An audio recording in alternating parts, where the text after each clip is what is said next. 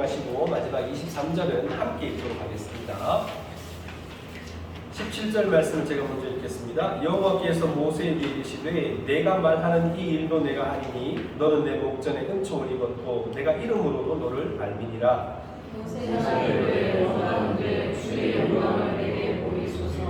여호와께서 이르시되 내가 내 모든 선한 것을 내 앞으로 지나가게 하고 여호와의 이름을 내 앞에 선포하리라. 나는 은혜 베풀 자에게 은혜를 베풀고 긍휼히 여길 자에게 긍휼을 베푸느니라.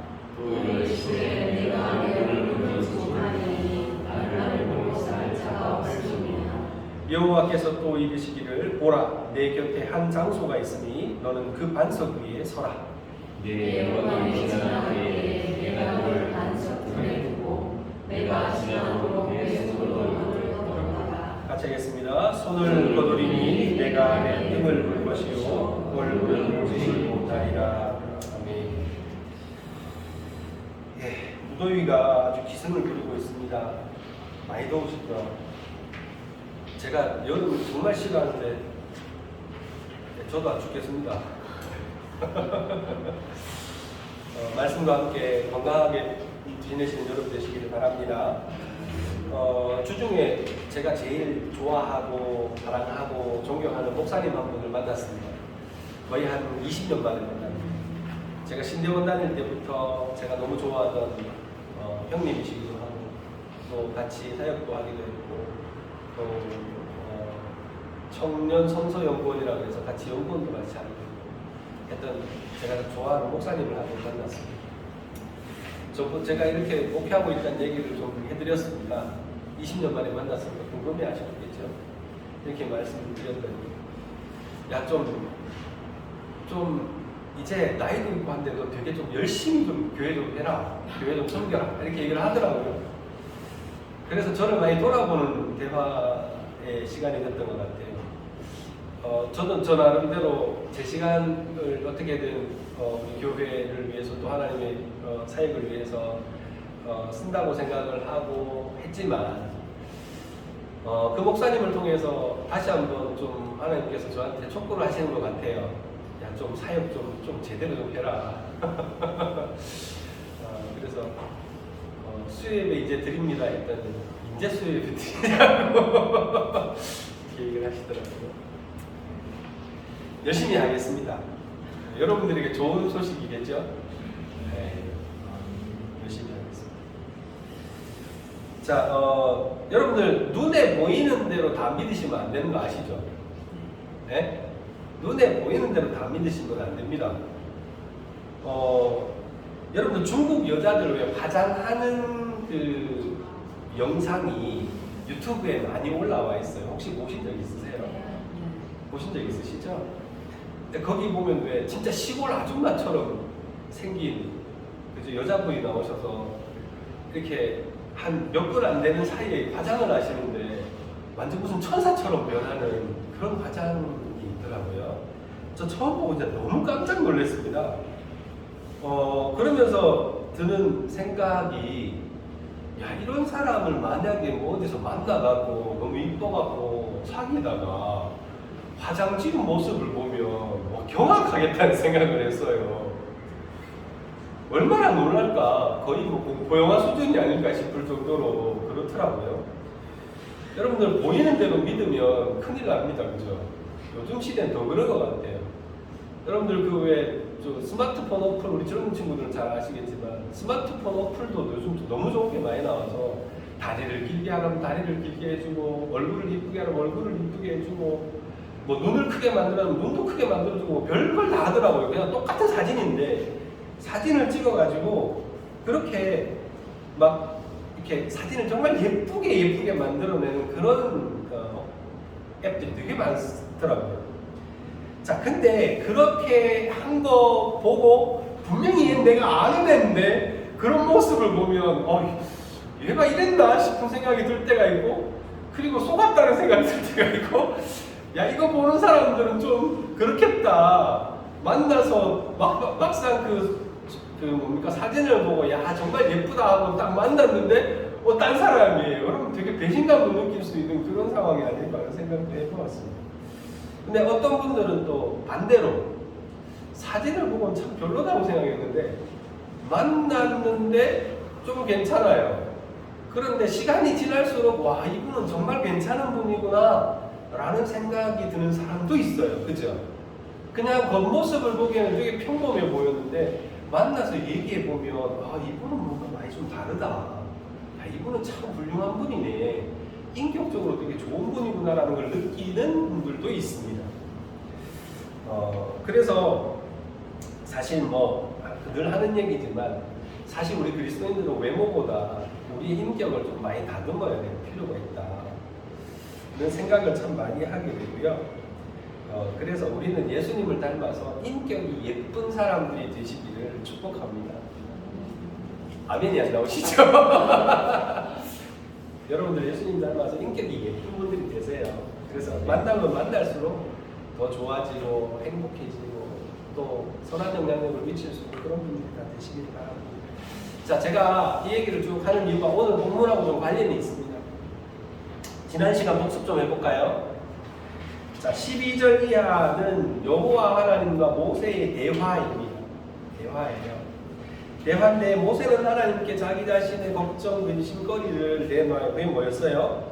함께 보낼 자를 왜 저한테 안 가르쳐 주십니까? 아론은 배신했고 여호수아도 아직 어립니다. 저가 함께 할 사람이 필요합니다. 빨리 왜 안 지정해 주십니까? 라고 얘기했습니다. 그랬더니 하나님께서 뭐라고 하시죠? 친히 갈게. 내가 친히 너와 함께하고 내가 갈게. 내가 가리라 그렇게 말씀하셔요. 그리고 난 다음에 쉼을 주겠다라고 말씀하셨어요. 자, 그런데도 모세는 투정하죠. 하나님 안 가라 하거든만 우리도 가기 싫습니다라고 얘기를 해요. 그렇게 투정을 합니다. 이 말씀을 자세히 보면 약간의 불신 같은 것도 있어요. 말하고 간다 해놓고 지난번에도 하나님 내 백성이라 해놓고 이제 와서 백성들이 물론 잘못했지만 내 백성 아니라 하시면 어떡합니까? 라고 하는 그런 마음도 좀 있었던 것 같아요. 그래서 모세는 하나님께서 그렇게 말씀하실 때 약간의 불신도 있었던 것 같아요. 하나님 함께 가신다고 해놓고 안 가실 것 같으면 우리 나도 안 갈래요. 이런 얘기가 되는 겁니다. 자, 그럼에도 불구하고 하나님은 모세의 요구, 하나님께 이 부르짖는 그 모세의 요구를 다 들어주십니다. 하나님께서 다 들어주셔요. 왜 들어주셔요? 그 이유가 오늘 우리가 읽은 17절 말씀에 나옵니다. 내가 이 모든 걸 다 할게. 네가 요구한 거 내가 다 해줄게 라고 하시면서 뭐라 그래요? 내 목전에 네가 은총을 입었고 내가 이름으로도 너를 알기 때문이다. 그렇게 말씀하십니다. 여러분 이건 무슨 뜻이라 그랬어요? 목전에 은총을 입었다. 이건 무슨 말씀이라 그랬어요? 하나님 눈에서 하트. 그렇죠. 하나님 눈에서 하트 뿅뿅. 아, 역시 정확하게 기억합니다. 하나님 눈에 사랑이 가득한 눈으로, 기쁨이 가득한 눈으로 모세를 바라보신다는 거예요. 그리고 이름을 안다는 게 어떤 거라 그랬어요? 이름을 안다는 것은 여러분들 잘 아시는 것처럼 뭐 우리나라에 유명한 사람, 예를 들어서 이재용 씨가 저랑 동갑인가고 그렇죠 아마? 근데 이재용 씨가 제 이름을 안다고 생각해요. 그 얼마나 좋은 일이에요. 그죠? 하나님께서 그 수많은 우주의 그 수많은 피조물들 가운데 모세의 이름으로도 모세를 안다고 했어요. 그만큼 하나님과 모세는 어떤 관계다? 친밀한 관계다라는 걸 알려주시는 거예요.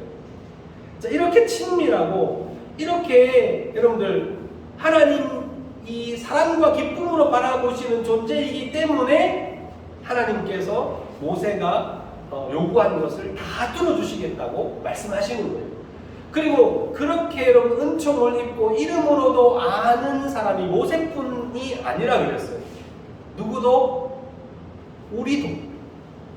우리도 하나님께서 우리를 은총을 입히시고 우리를 여러분 우리 이름으로도 아시는 거예요. 그러므로 여러분 우리도 하나님 앞에 우리의 마음을 다해서 구하면 하나님께서 들어주시는 줄 여러분 믿으시기를 바랍니다. 그래서 모세 요구를 하나님께서 다 받아주시는 거예요. 불평이든 원망이든 뭐든지 간에 그것이 어떤 형태의 부르짖음이었든지 간에 하나님께 아뢰는 것은 하나님 다 들어주시는 거예요. 그래서 요한복음 15장 7절을 보면 이런 말씀이 있습니다. 내가 갑자기 이런 말씀이 떠올랐는데요. 너희가 내 안에 거하고 내 말이 너희 안에 거하면 어떻게 된다고요? 이게 친밀한 관계를 얘기하는 거죠. 그죠? 회복된 관계, 친밀한 관계를 얘기해요. 그렇게 되면 어떻게 된다고요? 무엇이든지 원하는 대로 구하라. 그리하면 이루리라. 말씀이죠. 이거 예수님께서 언제 말씀하신 거냐면요. 포도나무 가지에 비유하시죠. 포도나무 가지가 포도나무에 붙어 있으면 열매 많이 맺는다는 말씀이잖아요. 그 말씀의 뒷부분에 나오는 겁니다. 근데 이 말씀을 언제 하는지 여러분 아시죠? 포도나무의 비유는 예수님께서 목박히시기 전날 밤에 제자들에게 하신 말씀이에요. 그만큼 확실하고 정확하고 여러분 간절한 예수님의 말씀이셨어요. 그보다 더 확실한 말씀이 없을 만큼. 그러므로 여러분 우리가 하나님 안에 있고 하나님이 나를 기뻐하신다면 우리는 무엇이든지 구하면 하나님께서 들어주신다 라고 하는 것을 여러분 믿으시기를 바랍니다. 자, 그리고요 하나님께서 이 정도 대답하시면 여러분 어떨 것 같아요? 이 정도까지 대답하셨어요. 네가 말한 거 다 해줄게. 네가 이랬는데 내가 너를 네가 내 은총을 입었고 너는 내가 이름으로도 안다라고까지 말씀하셨어요. 그러면 보통 우리가 어떻게 해요? 아멘. 하나님 감사합니다라고 감사가 나오겠죠. 근데 모세는요 한 가지를 더 요구합니다. 뭐라고 얘기합니까? 영광을 보여주십시오. 뭡니까? 확실하게 좀 뭔가 응답이라는 걸 딱 보여달라는 거예요. 딱 보여달라는 거예요. 그게 뭐였어요? 하나님 영광을 보여달라는 말은 다시 말하면 하나님이 진짜로 계신지 안 계신지 하나님 내 눈앞에 보여주세요. 하나님 당신을 보여주세요라는 의도예요. 여러분 왜 이런 요구를 할까 한번 생각해 봤어요. 모세가 왜 이렇게까지 요구를 할까? 여러분 하나님의 임재의 상징이 뭐였어요? 물어봅시다. 지금까지 하나님께서 임재하신 상징이 뭐였어요? 이스라엘 백성과 함께 하신다라고 하는 상징이 뭐였어요? 그렇죠. 구름 기둥이었어요.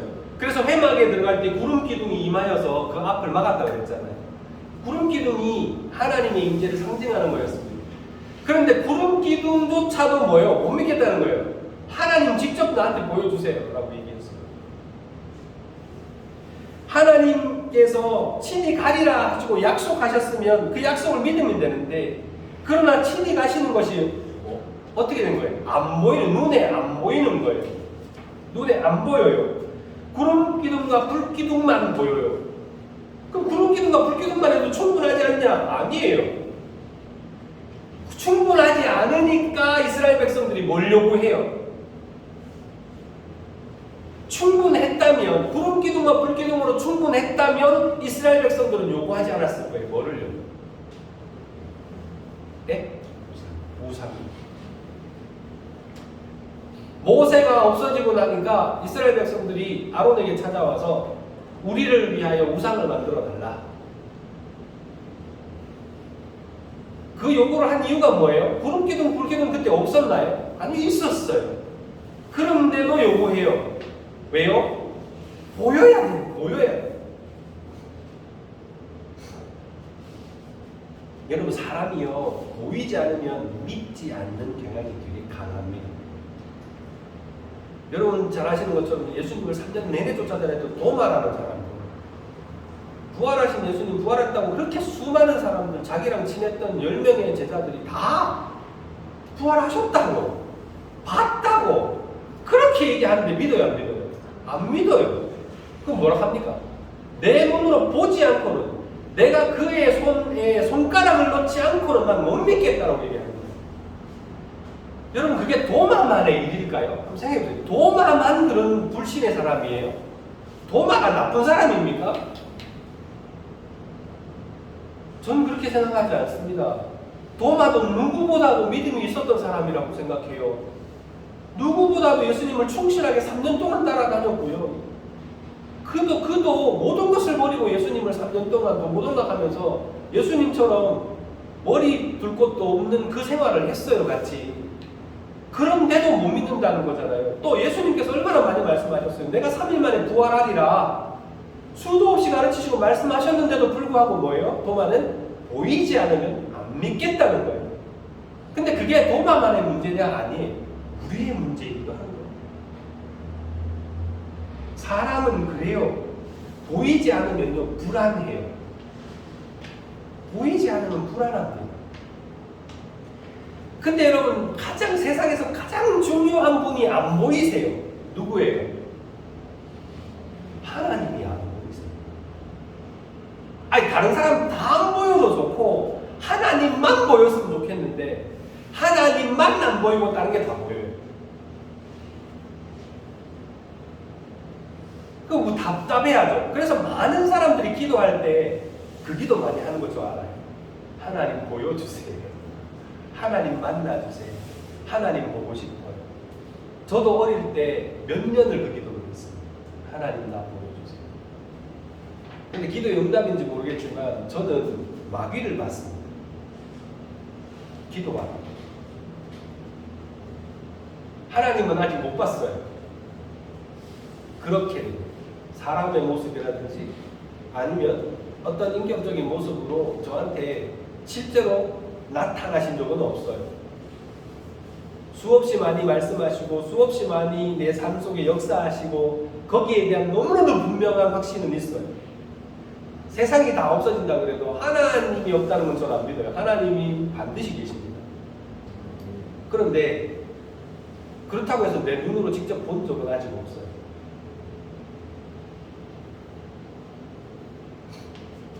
그러니까 뭐예요? 답답하죠. 그리고 불안하잖아요. 하나님께 다 맡겨야 되는데 안 보여. 하나님께 모든 걸 걸어야 되는데 안 보여요. 그러니까 불안한 거예요. 어떻게 맡기지? 그 사람들 뭐예요? 자기 힘으로 살려고 노력하는 이유가 그거예요. 안 보이잖아요. 그래서 이스라엘 사람들은 송아지 우상을 만들어 놓고 하나님이라고 주장했는지도 모르겠습니다. 보이지 아니하시는 하나님보다 보이는 우상이 훨씬 더 안정감을 줬던 것 같아요. 어쨌거나 모세도 뭔 얘기하는 거예요? 하나님 저한테 영광을 보여주세요. 모세조차. 그랬더니 하나님 뭐라 하세요? 나를 보고 그 얘기 하시기 전에 한마디 하시죠. 보여달라고 하면 보여준다고 말씀하십니다. 뭘 보여주신다고 얘기하셨어요? 내 모든 선한 것을 다 네 앞으로 지나가게 하고 여호와의 이름을 내가 선포하겠다 네 앞에서. 그렇게 말씀을 하십니다. 보여주시겠다는 거예요. 그러면서 하시는 말씀이 뭐예요? 나는 그 부분을 해봅시다. 나는 19절 하반절 뒤쪽에 같이 한번 읽어볼까요? 같이 한번 시작. 나는 은혜 베풀 자에게 은혜를 베풀고 긍휼히 여길 자에게 긍휼을 베푸느니라. 여러분 모세는 지금 하나님을 보고 싶어 해요. 하나님의 영광을 보고 싶어 합니다. 하나님께서 은혜를 베풀 자에게는 은혜를 베풀어 주시고 긍휼을 베풀 자에게는 긍휼을 베풀어 주신다고 하셨어요. 그래서 하나님의 선하심을 나타내시고 하나님의 이름을 알려주십니다. 자, 이런 걸 우리가 흔히 계시라고 합니다. 여러분 계시라는 말 혹시 아세요? 계시 받았다 뭐 이런 얘기 들어보셨어요? 네? 계시라는 말 아시나요? 예언. 계시가 뭐죠?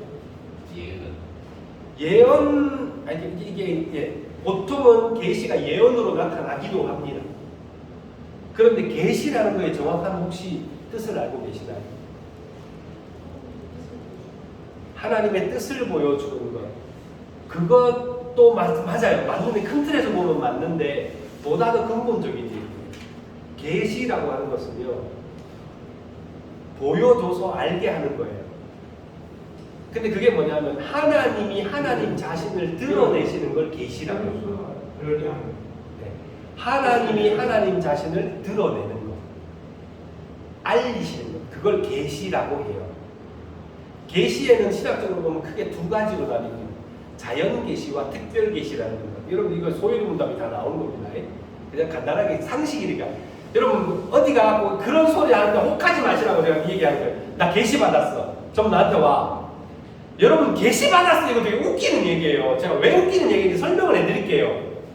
계시라고 하는 것은요, 하나님이 당신을 드러내시는 걸 계시라고 해요. 근데 생각해 보세요. 계시가 없으면요, 하나님을 우리가 볼 수도 없고 알 수도 없고 아무것도 못해요. 생각해 보세요. 하나님을 여러분 과학적으로 판다고 합니까? 지식적으로 뭐 유추한다고 할 수 있습니까? 하나님은요, 하나님 자신이 드러내려고 하지 않으시면 절대로 인간이 찾을 수 없는 존재예요. 맞아요, 틀려요? 맞죠? 근데 그럼 우리가 어떻게 하나님을 알아요? 하나님이 우리에게 당신을 드러내셨기 때문에 아는 거예요. 근데 드러내시는 방식이 크게 두 가지가 있다고요. 첫 번째는 뭐냐 하면 자연계시라 그래서 만물 중에 하나님이 어렴풋이 나타나 있어요. 왜냐하면 여러분 그런 거 아시죠? 그림을 그리면 여러분 심리치료 같은 거 할 때 그림 그리죠. 영주 잘 알지? 그지? 그림 그리면 뭐가 나타나요? 그 사람의 인격이 나타나고 생각이 나타나고 상태가 나타나요. 그래서 그림 그린 것만 봐도 이 사람 대충 어떤 사람이랑 분석이 가능해집니다. 그럼 그거 아시죠? 그죠? 예를 들어서 어떤 작가가 작품을 만들었어요. 그 작품에는 뭐가 녹아나 있어요? 그 사람의 인격이 녹아나 있는 겁니다. 생각이 녹아나 있고요. 그 사람의 생각뿐만이 아니에요. 어떤 습관까지도 거기 다 나타나요. 그죠? 하나님이 피조물을 모두 다 만드셨잖아요. 그 만드신 모든 피조물 속에는 뭐가 들어있어요? 하나님의 인격이 들어있어요. 그런 차원에서. 무슨 말인지 아시겠죠? 왜 우리가 그런 찬양도 하잖아요. 나는 하나님의 작품 이런 찬양이 있어요. 그죠? 아시죠? 네. 애들 가르치시는 분 다 알아요. 나는 하나님의 작품이에요. 그럼 내 속에 뭐가 있는 거예요? 하나님의 흔적이 다 나타나 있어요. 하나님의 인격이 다 드러나 있어요. 하나님의 성품이 다 드러나 있어요. 그래서 천하 만물을 보면 그게 다 모든 피조물 속에 이게 다 들어있어요. 왜 이렇게 우주가 조화롭냐? 하나님이 조화로운 분이시기 때문이에요. 우리 안에 왜 선함이 있냐? 하나님이 선하신 분이기 때문이에요. 그걸 알 수 있는 거죠. 그걸 자연계시라고 합니다. 그러면 한 가지 더 방법이 있으면 이 자연계시를 가지고는 구원에 이를 수 없다라고 우리 보통 얘기해요. 하나님이 계시는 건 알지만 하나님의 성품을 어렴풋이 추정은 하지만 구원에 이를 수 없어요. 그런데 여러분들 특별계시라는 게 있는데 특별계시는 뭐냐면요, 엄밀하게 얘기하면 성경이 특별계시입니다. 특별히 하나님께서 말씀하신 것을 특별계시라고 해요. 그것이 뭐냐면 하나님의 말씀 성경입니다. 그 성서를 통해 성경을 통해서 하나님이 당신을 나타내시고 드러내셔요. 그리고 그러한 것들을 기록하기 위해서 수많은 역사적 과정들이 있죠. 그 역사적 과정 속에서 어떤 사건을 통해서 또는 어떤 만남을 통해서 말씀을 통해서 하나님이 끊임없이 인간에게 다시 당신을 드러내시고 그것을요 진짜 소위 말하는 우리 일본말로 엑기스만 뽑아가지고 기록한 게 성경이라고 보시면 돼요. 그게 성서는 하나님의 말씀이에요. 그래서 그건 특별 계시. 하나님을 아는 것은 이 두 가지 방법밖에 없어요. 성서를 통해서 아는 것과 자연을 통해서 아는 것 두 가지밖에 없어요. 근데 예를 들어서 내가 직접 하나님께 받았어. 나 계시 받았어. 여러분 이거 주의하셔야 돼요.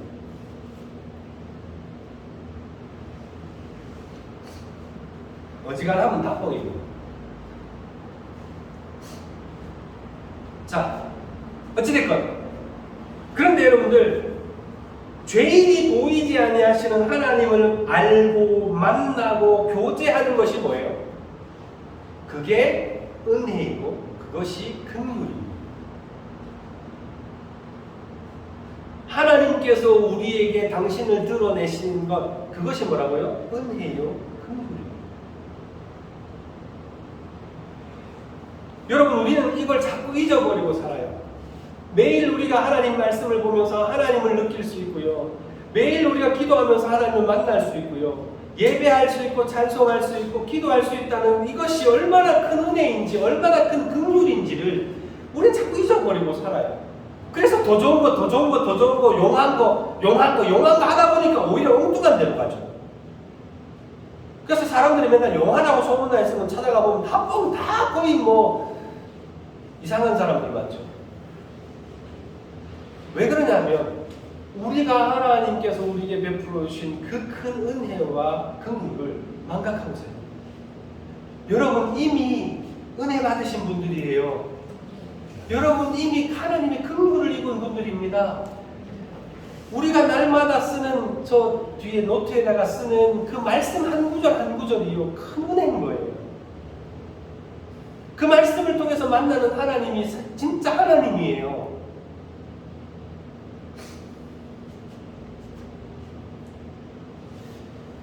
그래서 여러분들 사도 바울이 이 말씀을 그대로 뺏겨가지고 로마서 9장 15절에 인용을 하고 있거든요. 거기 보면 그게 뭐냐면 구원에 있어서의 하나님의 선택과 주권을 강조하는 문맥에서 쓰입니다. 다시 말하면 하나님은 택한 자에게만 자기를 드러내시는, 그리고 그 택한 자가 누구냐? 여러분이에요. 우리예요. 하나님 우리를 택하셨기 때문에 우리가 그 은혜를 입을 수 있는 거예요. 그래서 긍휼히 여길 자, 하나님께서 긍휼히 여기신 자는 반드시 긍휼을 베풀어 주시고 하나님이 은혜를 주실 자는 반드시 은혜를 베풀어 주십니다. 그리고 그 주인공이 누구냐? 바로 우리라는 거예요. 하나님께서는 모든 이에게 당신을 드러내시지는 않습니다. 오직 택하신 이들에게만 자신을 드러내신다는 것을 기억하시고, 여러분 기뻐하시고, 우리를 기뻐하시고 우리를 잘 아시기 때문에 우리에게 드러내신다는 사실을 기억하시길 바랍니다. 자, 그 다음에 하나님의 모든 선하심을 보여주시고 하나님의 이름을 선포하시겠다고 대답하셨습니다. 자, 여기서 우리가 볼 수 있는 것, 자 보세요. 이 얘기 하기 전에 해야 되나요? 자, 죄인이 하나님을 볼 수 있습니까? 없습니까? 없지요. 보면 어떻게 된다고 해서 본문에 나오죠. 죽어요. 살 자가 없습니다. 살 수가 없어요. 하나님을 만나면요, 죄인은 죽게 되어 있습니다. 그래서 하나님께서 보여주시는 게, 하나님이 당신을 직접 보여주시는 게 아니라 뭘 보여주신다 그랬어요, 오늘? 아니요, 등은 나중에 나와요. 선한 것, 모든 선한 것을 보여주시겠다 하셨어요. 네 앞으로 지나가게 하신다 그랬죠. 그죠? 여러분, 우리가 볼 수 있는 것은 하나님의 선하심이고요, 우리가 들을 수 있는 것은 하나님의 이름입니다.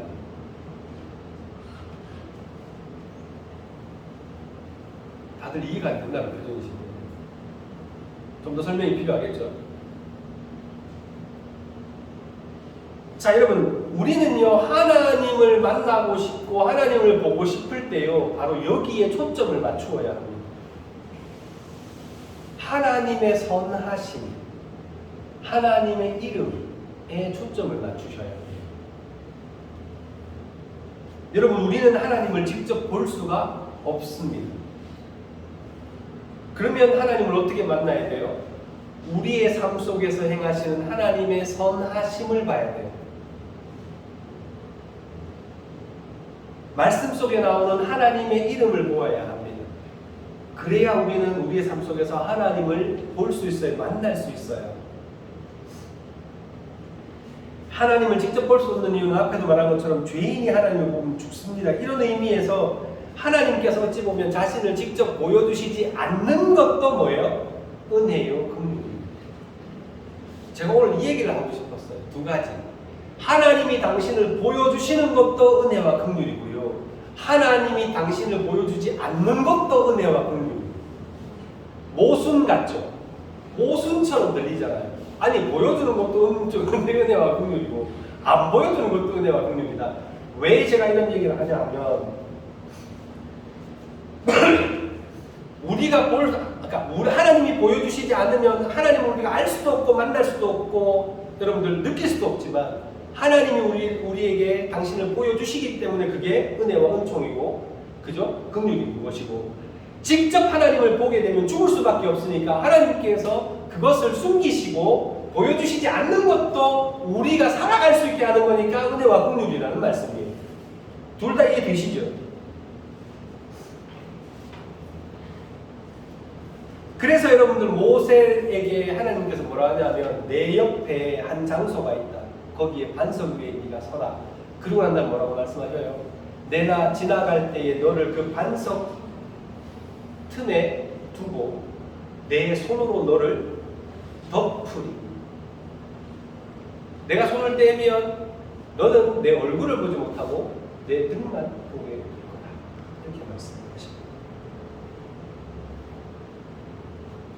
여러분, 하나님께서요 손으로 못 보도록 덮으셨어요. 근데 그것이 뭐예요? 모세에게는 구원입니다. 안 덮으면 어떻게 됩니까? 죽어요. 죽어요. 근데 하나님이 덮으셨어요. 그 덮으시는 은혜 때문에 모세는 하나님을 볼 수 있었고 느낄 수 있었고 알 수 있게 된 거예요. 여러분, 우리도 모세처럼 하나님을 알죠. 하나님을 듣고 하나님을 알고 하나님을 믿었어요. 그죠? 어떻게 일이 가능할까요? 하나님이 우리를 덮으셨기 때문에. 뭘로 덮으셨어요? 뭘로 덮었습니까? 네? 손으로. 뭘로 덮으셨냐면 예수 그리스도의 보혈로 덮으셨어요. 예수 그리스도의 보혈로 우리의 죄악을 덮으셨어요. 그래서 예수를 믿는 자마다 하나님을 알게 되고 하나님을 만나게 되고 하나님을 경험할 수 있는 길이 열립니다. 그게 은혜예요. 그게 긍휼이에요. 여러분, 그 보혈 안에는 여전히 뭐가 있어요? 우리의 죄악된 모습 여전히 있어요. 그래서 지금도 우리 살아가면서 매주 회개하는 이유가 뭐예요? 여전히 또 이렇게 말씀 듣고 가서 난 말씀대로 살아야지 하고 저 문 밖을 나가자마자부터 뭐합니까? 죄짓기 시작하잖아요. 그죠? 말로, 행동으로, 마음으로, 생각으로 우리는 끊임없이 죄를 짓습니다. 그럼에도 불구하고 우리가 하나님을 만날 수 있는 이유는 뭐예요? 우리가 하나님 앞에 나와서 예배할 수 있고 하나님의 음성을 들을 수 있고 하나님과 함께 동행하면서 살아갈 수 있는 이유가 뭐예요? 그리스도께서 우리의 죄악을 덮으셨기 때문에. 덮으신 것이 은혜예요.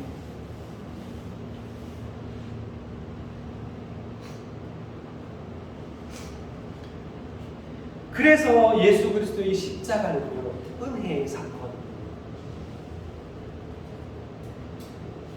자, 그리고 난 다음에 하나님께서 뭘 보여주시죠? 마지막에 손으로 떼서 등을 보여주신다고 했잖아요. 여러분, 하나님이 진짜 얼굴이 있고 등이 있으실까요? 그거 한번 물어봅시다. 여러분, 어떻게 생각하세요? 아무도 모르지. 네? 아무도 모르지. 아무도 모르죠, 사실. 아니, 하나님 그럼 앞뒤가 있다는 얘기잖아요. 그죠? 하나님 앞뒤가 있으시다는 얘기잖아요. 하나님이 어떻게 생겼을까요? 장동건처럼 생겼을까요? 차은우처럼 생겼을까요? 뭐 하나님 어떻게 생기셨을까요? 그러니까 우리는 사실 이 부분을 알지 못합니다. 그리고 모세가 왜 이렇게 기록했는지도 사실은 알지 못해요. 되게 신비한 언어로 기록해 놓고 있습니다. 그죠? 하나님의 등을 봤을까 정말? 그럼 그 하나님의 등은 어떤 모습일까? 여러분 그런 거 궁금해 하시죠? 그죠? 그런데 여러분들 잘 보시면요, 이 구약 성서의 이러한 이야기들은요, 어떻게라고 자꾸 질문하시면 자꾸 오류에 빠지게 돼요. 그러니까 어떤 형태를 자꾸 생각하시고 어떤 것을 자꾸 생각하시다 보면 이게 과학적인, 우리는 되게 뭐에 익숙해져 있냐면 과학적 사고방식에 되게 익숙해져 있습니다. 그래서 항상 머릿속에 그릴 때도 그런 걸 자꾸 그리면서 자꾸 판단을 하려고 하거든요. 그런데 여러분 자세히 보시면 말씀은요, 어떻게가 아니라 왜입니다. 왜 하나님께서는 얼굴을 안 보여주시고 등만 보여주셨을까? 이렇게 질문을 하셔야 돼요. 하나님 등은 왜 생겼을까? 하나님 얼굴은 왜 생겼을까? 이게 질문의 핵심이 아니라는 거예요. 하나님은 왜 손으로 덮으셨고 왜 하나님은 얼굴을 보여주시지 아니하시고 등을 보여주셨을까? 그 질문이 바른 질문이라는 거예요. 왜 그랬을까? 뭐 그건 이미 다르다 알고 있는 거죠. 하나님을 그렇게 보면 죽기 때문이라는 거예요. 자, 그리고 또 하나의 의미를 제가 생각해 봤습니다. 뭘까? 하나님이 등을 보이셨다는 얘기는 지나가셨다는 얘기잖아요. 그죠? 맞죠? 그리고 등을 보고 따라간다는 건 뭐예요? 하나님 뒤따라간다는 의미가 되죠. 그죠? 등을 보고 있다는 건 뒤따라간다는 얘기예요. 여러분, 이스라엘은요, 하나님보다 앞서면 안 돼요. 이해하실 수 있어요? 이스라엘은 절대로 하나님보다 앞서면 안 됩니다. 구름 기둥을 앞서면 안 돼요. 하나님이 가시고자 하시는 그 길을요, 앞서면 안 됩니다. 내가 이쪽으로 갈 테니까 하나님 일로 오세요가 안 돼요. 철저하게 뭘 해야 됩니까? 하나님이 가시는 뒤를 따라가야 돼요. 등만 보고 가야 되는 길이에요. 이스라엘의 삶의 주도권은요, 자기가 가지고 있는 게 아니에요. 뭐 우리나라처럼 몇몇 권력자가 일로 가자 해도 우르르 갈 수 있는 그런 게 아니라는 거예요. 하나님이 가는 길만 따라가야 돼요. 그럼 주도권은 누구한테 있는 거예요? 하나님께 있는 거예요. 하나님이 주도하시고 백성들은 따라가는 거예요. 그래서 늘 뭐만 봐요? 등만 봐요. 보이지 아니하시는 하나님의 뒤를 따라간다는 것, 여러분 쉬울까요? 안 쉬울까요? 그래서 맨날 질문하잖아요. 우리 김은희 집사님도 가끔씩 저한테 물으셔요. 목사님, 이렇게 하는 게 맞을까요? 저렇게 하는 게 맞을까요? 물으시거든요. 그럼 제가 뭐라고 대답하겠습니까, 주로? 네? 이쪽이 맞습니다. 저쪽이 맞습니다. 제가 얘기 잘 안 합니다. 그래서 김은희 집사님 늘 별로 안 좋아하세요. 이쪽도 아니고 저쪽도 아닙니다 라고 제가 보통 얘기를 많이 합니다. 그냥 하나님께서 어떻게 인도하시는지 한번 지켜보시라고 말씀드려요. 누구라도 마찬가지입니다. 저한테 와서 하나님께서 내가 이걸 지금 하고 싶은데 이거 하는 게 맞을까요? 딴 거 하는 게 맞을까요? 질문하시면 제가 뭐라고 대답을 할까요?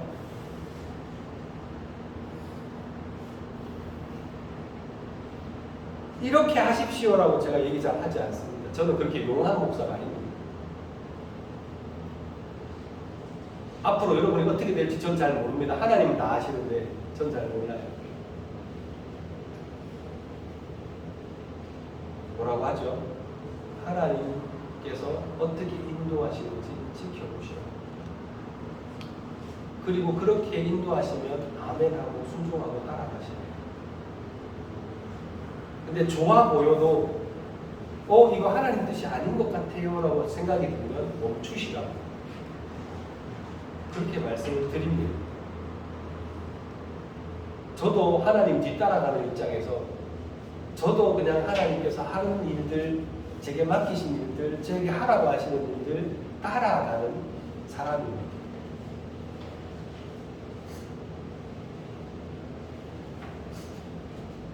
어찌 보면 되게 불안할 수도 있고요. 어찌 보면 되게 답답할 수도 있어요. 답이 딱 나오면 좋겠죠. 그죠? 이거, 저거 이렇게 딱 나오면 얼마나 좋겠어요. 근데 안 그래요.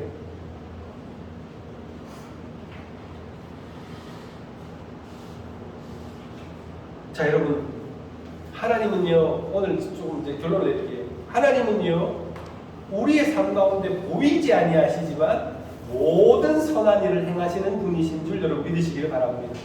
그래서요, 보이지 않지만 우리 삶 가운데 역사하고 계세요. 그래서 우리의 삶 가운데 충만하게 역사하십니다. 내가 생각지도 못했던 것까지 하나님은 나의 삶 속에 간섭하고 계세요. 그 은혜, 그 보이지 아니하시는 하나님의 은혜와 긍휼을 누리시는 여러분 되시기를 바랍니다. 불안의 눈으로 바라보지 마시고 누리시기를 바라요. 여러분, 성경에 보면요, 딱 두 부류로 나뉩니다. 어떤 사람들?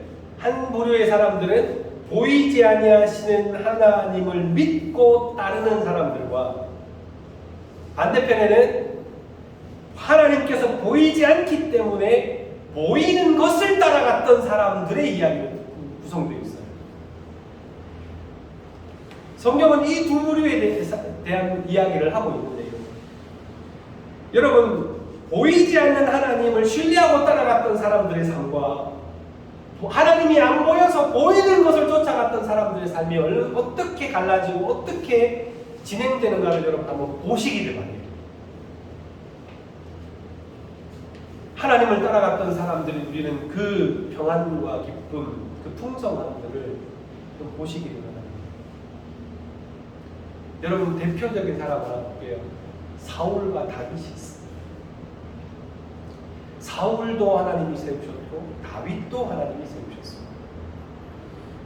근데 다윗은 보이지 않는 하나님께 끊임없이 질문하고 하나님의 인도하심만 따라갔던 사람이에요. 그리고 사울은요, 사울이 결정적으로 버림받은 건 아시죠? 그럼 어떨 때 버림받았는지 혹시 아세요? 나중에 하겠지만 전쟁을 걸었어요. 블레셋이 전쟁이 붙었어요. 그때 그 전쟁을 선언하고 전쟁에 나가서 싸우라고 명령할 수 있는 사람은 그 당시에 한 사람 있었습니다. 누구냐면 사무엘이었습니다. 왕은 전쟁 개시권이 없었어요. 전쟁을 개시할 수 있는 사람은 하나님의 선지자였습니다. 그래서 사무엘이 와서 제사를 드리고 싸워라 하면 싸울 수 있는 거예요. 그런데 약속한 시간에 사무엘이 오지 않았습니다. 블레셋 사람들은 이미 수십만 명이 모여서 군대를 만들고 있었고요. 이스라엘 사람들은 그 모습을 보고 흩어지고 있었어요. 사울이 어떻게 했습니까? 사무엘이 오기 전에 자기가 하나님 앞에 지멋대로 제사드리고 싸우러 가자 하고 싸워버렸어요. 그 일로 하나님께서 사울을 버리십니다. 뭘 믿었던 거예요, 사울이요? 눈에 보이는 병력을 믿는 거예요. 눈에 보이는 걸 믿는 거예요. 그런데 여러분 다윗을 나중에 한번 보십시오.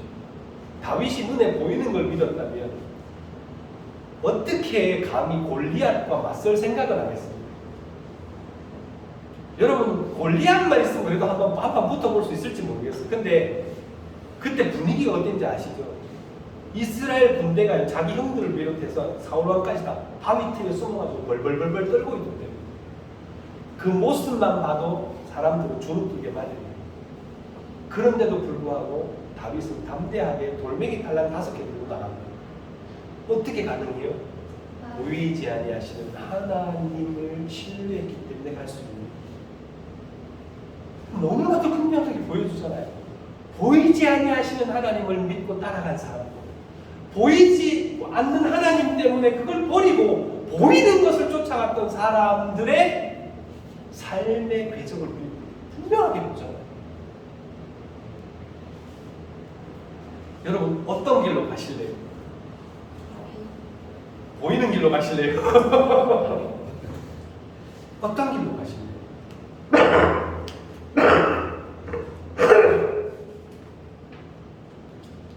여러분 여전히 우리는 죄인입니다. 그렇지만 하나님께서 우리를 덮어주셨고 우리를 의롭다고 인정해 주셨어요. 그래서 우리는 하나님과 동행할 수 있는 길이 열렸습니다. 이제 보이지는 않지만 내 눈에 볼 수는 없지만 하나님은 우리의 삶 가운데 모든 선한 일들을 행하고 계십니다. 그래서 예배를 통해서도 만나고 기도를 통해서도 만나고 하나 보이지 아니하시는 하나님을 따라 살아갈 수 있는 믿음의 길이 많이 있어요. 여러분 그리고 그 길을 따라가면 하나님의 은혜를 누릴 수 있습니다. 우리가 생각지도 못했던 하나님의 은혜를 누릴 수가 있어요. 여러분 그 은혜와 긍휼을 누리면서 살기를 저는 소망합니다. 정말 여러분 한 분 한 분이 바로 그 보이지 아니하시는 하나님이 베푸시는 그 은혜와 긍휼을 누리며 사시는 말이에요. 안 보인다고 불안에 떨지 마시고 이게 여러분 우리에게 얼마나 큰 복입니까? 이 땅에서 누리는 제일 큰 복이 하나님과 함께합니다. 이런 복으로 충만한 여러분 되시길 주님의 이름으로 축복합니다. 우리 같이 기도하고 합시다.